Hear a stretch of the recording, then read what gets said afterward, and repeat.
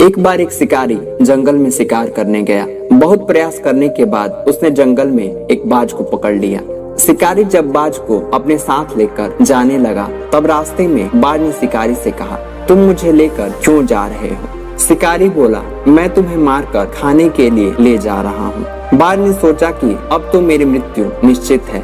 वह कुछ देर यूं ही शांत रहा और फिर कुछ सोचकर बोला, देखो मुझे जितना जीवन जीना था मैंने जी लिया और अब मेरा मरना निश्चित है, लेकिन मरने से पहले मेरी एक आखिरी इच्छा है। शिकारी ने उत्सुकता से पूछा, बताओ क्या है तुम्हारी इच्छा?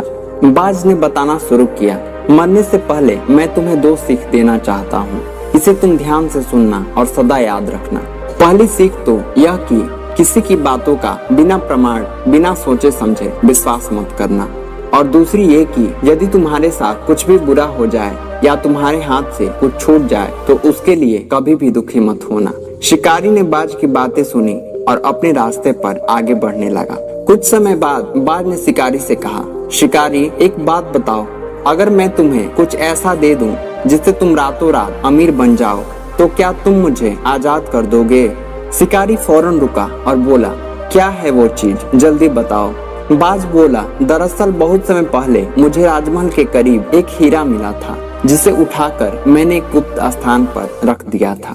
अगर आज मैं मर जाऊंगा तो वो हीरा ऐसे ही बेकार चला जाएगा, इसीलिए मैंने सोचा कि अगर तुम उसके बदले मुझे छोड़ दो तो मेरी जान भी बच जाएगी और तुम्हारी गरीबी भी हमेशा के लिए दूर हो जाएगी। यह सुनते ही शिकारी ने बिना कुछ सोचे समझे बाज को आजाद कर दिया और वो हीरा लाने को कहा।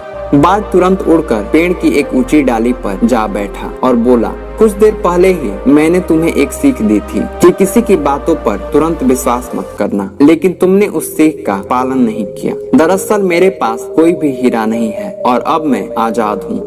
यह सुनते ही शिकारी मायूस हो गया और पश्चाताप करने लगा। तभी बाज फिर बोला, तुम मेरी दूसरी सीख भी भूल गए कि अगर तुम्हारे साथ कुछ भी बुरा हो तो उसके लिए कभी पछतावा मत करना। शिकारी ने बाज की बातों को माना और अपने घर वापस लौट गया।